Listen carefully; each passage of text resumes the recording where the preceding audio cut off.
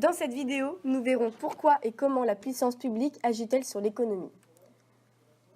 Tout d'abord, rappelons les principales défaillances de marché qui sont le problème des externalités, l'asymétrie d'information, ainsi que les biens collectifs.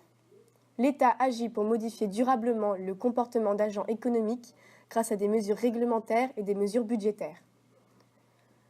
Nous allons voir pourquoi la puissance publique intervient-elle dans la régulation des économies contemporaines. Les principales fonctions économiques de l'État sont au nombre de 3. C'est tout d'abord l'allocation des ressources, la répartition des richesses et enfin la stabilisation de l'activité économique. L'allocation des ressources, c'est l'État qui participe en produisant des biens et des services non marchands qui ne pourraient pas être produits la plupart du temps par les producteurs privés. Par exemple, la défense nationale, l'éducation ou encore la santé. C'est également en mettant en œuvre des mesures d'incitation qui ont des effets sur l'offre et la demande, comme par exemple les taxes sur les activités polluantes ou encore l'encouragement des secteurs d'activité. Les répartitions de richesses, c'est les pouvoirs publics qui viennent corriger la répartition primaire des revenus en mettant en œuvre une répartition secondaire fondée sur les prélèvements obligatoires et les prestations sociales. Les objectifs sont de favoriser l'activité économique et de réduire les inégalités.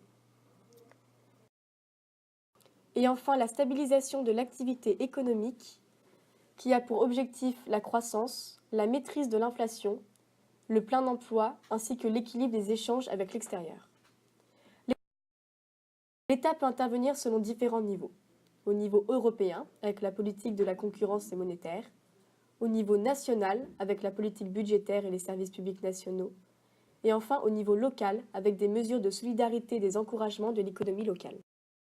À présent, nous allons voir comment le budget de l'État permet-il d'agir sur l'économie. Le budget public est l'ensemble des dépenses et des recettes des organismes publics sur une période.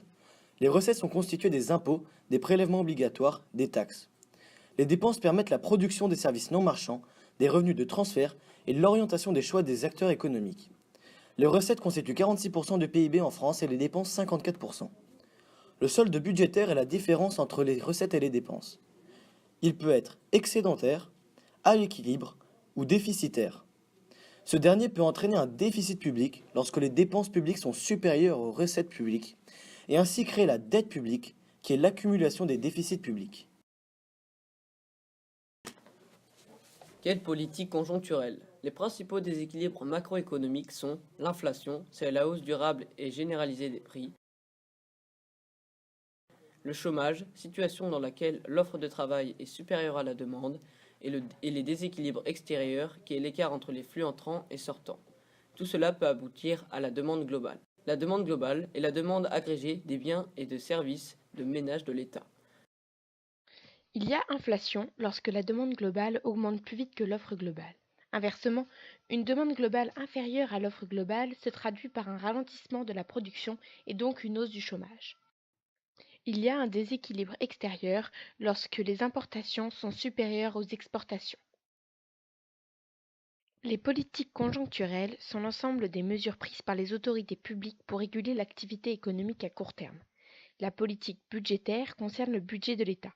Elle peut agir sur les dépenses publiques, distribuer des revenus et transferts et modifier les comportements des agents économiques. La politique monétaire a pour but de réguler la création de la monnaie grâce aux taux directeurs contrôlés par la Banque centrale. Les deux politiques sont soit de relance, donc qui favorisent la croissance et lutte contre le chômage avec des mesures budgétaires comme l'augmentation des dépenses publiques, ou des mesures monétaires avec les faibles taux directeurs, ou bien d'austérité ou de rigueur pour résorber le déficit public avec des mesures budgétaires et des mesures monétaires comme freiner l'inflation avec de forts taux directeurs. Le policy mix, c'est la combinaison entre les politiques budgétaires et monétaires. Un bon policy mix, c'est une articulation cohérente des politiques monétaires et budgétaires. Un mauvais policy mix, c'est lorsque les deux politiques ont des objectifs différents et elles se bloquent. Par exemple, une politique budgétaire de relance et une politique monétaire de rigueur.